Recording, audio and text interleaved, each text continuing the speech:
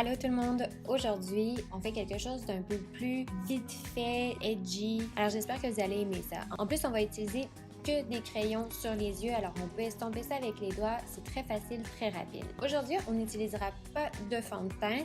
Si vous en avez besoin ou vous préférez du moins en utiliser, allez-y. Sinon, tout comme moi, vous pouvez tout simplement appliquer une base illuminatrice si vous voulez un maquillage qui est un peu plus lumineux. Et puis ensuite, j'applique un peu de fard bronzant en crème. Alors ce que j'aime, c'est que c'est un peu plus naturel, surtout si on l'estompe bien, ça fait encore plus léger et ça paraît pratiquement pas qu'on a quelque chose sur le visage. Mais ça nous donne bonne mine. Alors appliquez-en pas trop à la fois, ça c'est vraiment mon conseil. Et puis si vous aimez moins estomper avec vos doigts, il n'y a pas de problème, prenez un pinceau ou une éponge à maquillage, ça fonctionne tout aussi bien. Avec les doigts, ce que j'aime, c'est que ça réchauffe le produit, puis ça lui donne un aspect encore plus naturel. Si vous voulez pas perdre trop d'opacité, je vous conseillerais plutôt d'utiliser un pinceau très dense et puis d'y aller en tapotant ou encore une éponge à maquillage. Puis évidemment, vous êtes toujours mieux d'en appliquer graduellement, alors commencez avec une petite quantité, estompez-la, puis si vous trouvez qu'il en manque, ajoutez-en par après. Ça va vous donner un résultat qui est beaucoup plus joli. Puis en plus, si vous faites une erreur, ça va être beaucoup plus facile à corriger comme ça. Assurez-vous que votre cou est pas trop pâle comparé à votre visage après avoir appliqué le fard bronzant. Et puis si vous trouvez que c'est pas très cohérent, vous pouvez appliquer un peu de fard bronzant sur votre cou. Faites attention de pas trop en appliquer parce que ça pourrait tacher vos vêtements. Comme je sais qu'il n'y aura pas de fard à paupières qui pourrait tomber sous mes yeux, je vais tout de suite passer au cache-cerne. Puis j'en applique une fine couche et je tapote avec mes doigts encore une fois pour réchauffer le produit. J'essaie de me limiter, j'y vais vraiment au strict minimum. Je veux vraiment que ça soit tout en douceur, donc très léger comme maquillage. Pour le blush, étant donné qu'on va faire un œil charbonneux, c'est très foncé, je veux quand même avoir un peu de couleur sur mes joues. J'ai pris une couleur corail. Prenez quelque chose d'un peu plus neutre, qui n'est pas trop intense et qui va tout simplement vous donner un peu plus de teint. Vous savez, moi j'adore faire ou accentuer les taches de rousseur quand les personnes en ont déjà.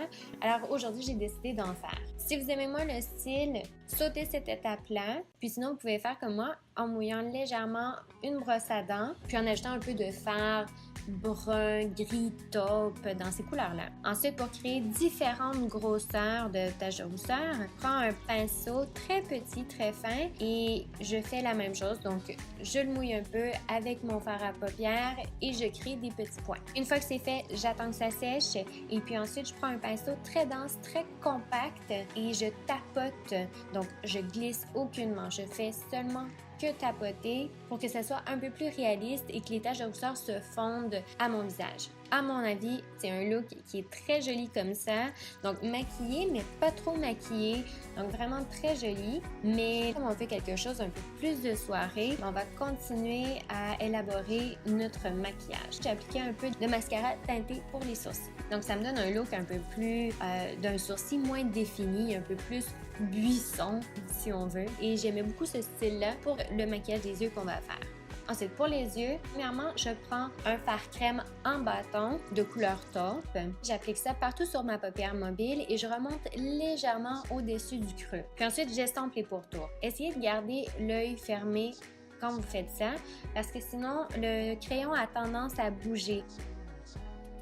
Puis ensuite, j'ai appliqué une deuxième couche, donc j'ai fait la même chose. Je l'ai appliqué et je l'ai estompé par la suite. Alors là, vous allez voir que l'application est pas très uniforme. Et puis ça, c'est parce que malheureusement, j'ai appliqué un peu de correcteur ou de base pour les fards à paupières. Puis c'est pas un très bon mélange avec ce genre de crayon-là. Alors moi, je vous recommanderais plutôt, si vous en utilisez, de ne rien appliquer du tout sur vos paupières. Alors seulement les crayons. Ça va vous donner un bien meilleur résultat. Mais de toute façon, c'est pas dramatique parce qu'on va appliquer d'autres couleurs par-dessus et on verra même pas ça. Ensuite, j'ai appliqué la même couleur sous les yeux et j'ai estompé. Alors, si vous voulez quelque chose de plus charbonneux, votre trait peut être un peu plus large. Et si vous voulez quelque chose d'un peu plus doux, appliquez-en moins sous les yeux. Ça va donner un effet moins charbonneux.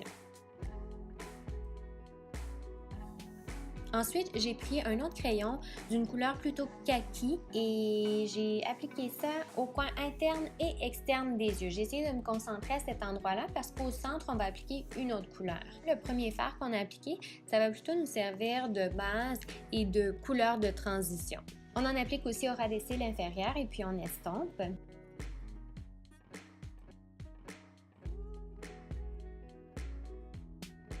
Ensuite, j'ai pris une couleur cuivrée et j'ai appliqué ça au centre de mes paupières mobiles. Puis ensuite, vous pourriez vous contenter d'estomper ou de tapoter les pourtours de ce fard-là et ça serait largement suffisant.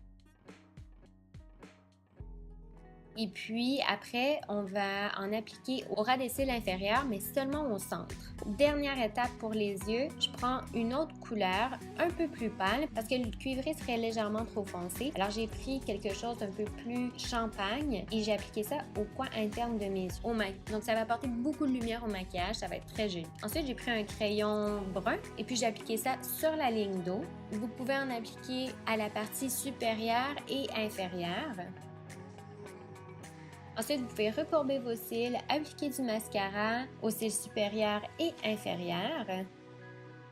On a presque fini. Je veux quelque chose de très naturel comme illuminateur. En fait, je préfère toujours quelque chose d'un peu plus naturel, mais là, aujourd'hui, on prend vraiment un baume très transparent, donc ça va vraiment juste nous donner un effet de brillance, mais sans paillettes. Puis là, c'est vraiment important d'y aller en tapotant. Ça pourrait faire bouger tout le maquillage en dessous. Alors faites attention, tapotez légèrement.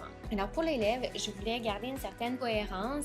Alors je voulais rien de trop défini, trop parfait. J'ai utilisé un baume d'une belle couleur pourpre Bourgogne. Et voilà, c'est ce qui termine le maquillage. Alors j'espère que vous avez aimé mon look. C'est quelque chose de très facile à recréer et de très rapide. N'oubliez pas de vous abonner à ma chaîne et puis d'appuyer sur la clochette. Merci, à la prochaine. Mouah!